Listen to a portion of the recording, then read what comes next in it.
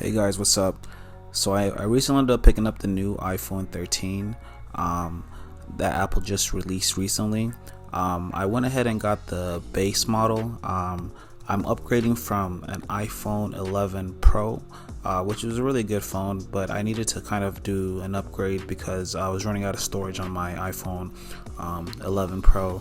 I started off with 63 gigabytes, and surprisingly, Apple's new base models for this year start off at 128 gigabytes, which was something that kind of sold me right away because I do utilize a lot of storage on my phone. So I went ahead and picked one up. I'm going to just be showing you guys what I was able to experience with the phone as of recently.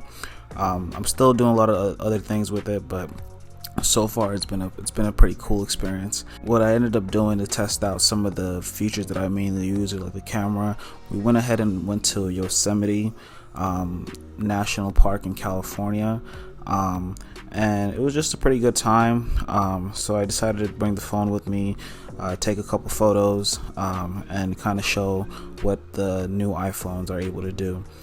Interesting thing about Yosemite is that the park is almost about 700,000 acres, and its elevation goes up I think like 13,000 feet. Yosemite is kind of mostly recognized for like the El Capitan granite cliff that everybody kind of sees on wallpapers and things like that, but it also has like surprisingly more interesting things about it that I was kind of shocked to find out. Like for example, there's waterfalls, lakes, mountains, and streams and bears that I didn't know were actually lurking around about that area. But they said about 95% of the park is classified as a wilderness, which is kind of home to a lot of variety of like different animals, I'm sure, and plants and things like that. But there's so much cool things to do out there if you're an outdoor kind of person. One thing to note that all the footages that you're seeing and all the images I'm going to be posting on here is going to just be strictly directly from the iPhone 13. One thing that I was able to notice immediately was that the phone definitely performs really good in low light situations. For example, at this area that we were at is a downtown bar in LA.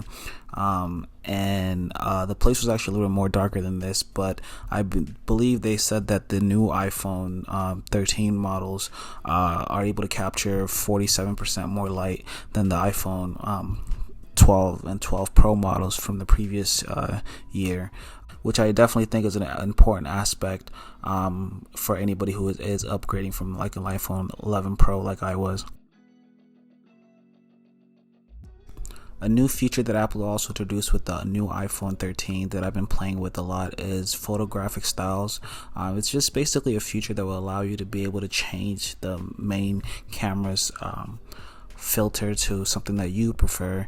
I believe they have like vivid, warm, cool, but you basically get to customize these styles to your preference, and basically you will be able to see what an edited image would look like before the edit, in a sense.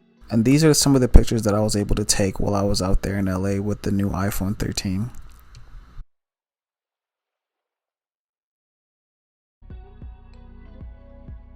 I definitely like the way that they came out just for an amateur person like myself. I'm pretty sure whoever's watching this probably could do better than me, but this is just what I was able to capture with the phone in the short amount of time that I had it.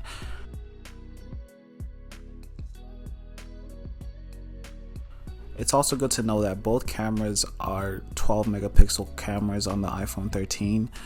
The main lens has a 1.6 aperture and the ultra wide has a f2.4 aperture, which is definitely good for a smartphone.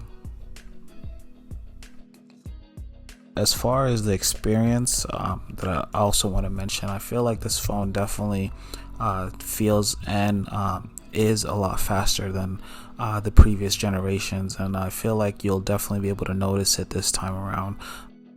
And definitely my top favorite thing about this year's new iPhone is definitely the display. I believe Apple's calling it Retina XDR display.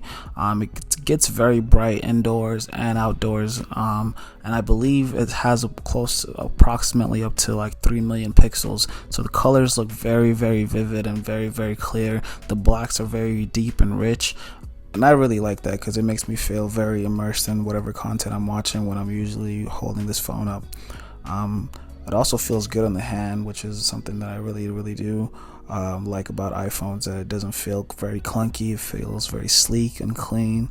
And that's what all iPhones do. I think they all do feel very clean and sleek and expensive in a way, which I really like.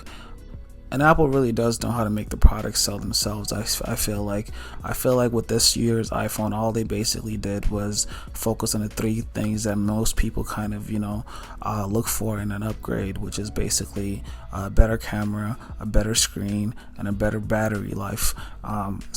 With this new iPhone, I feel like the exceptions are all taken care of. It doesn't feel like it's really missing anything. The battery life on this phone is very good. I hadn't had a chance to try to kill it. I tried, but it's like very hard, especially for the things that I do. There's people who probably use their phones heavier than me, but for me, my typical use case scenarios are watching videos, listening to music all day while I'm at the gym, using GPS while I'm going around the city, texting, emailing, and photo taking and things like that. And I still haven't really had a chance to actually kill it. I think the lowest I've ever gotten it to was about like 8%. But yeah, I definitely do want to do more reviews. This is just a short mini review for anybody who is thinking about upgrading. But please feel free to leave a like, a comment, and subscribe for more. And I definitely will catch you on the next one. Thank you.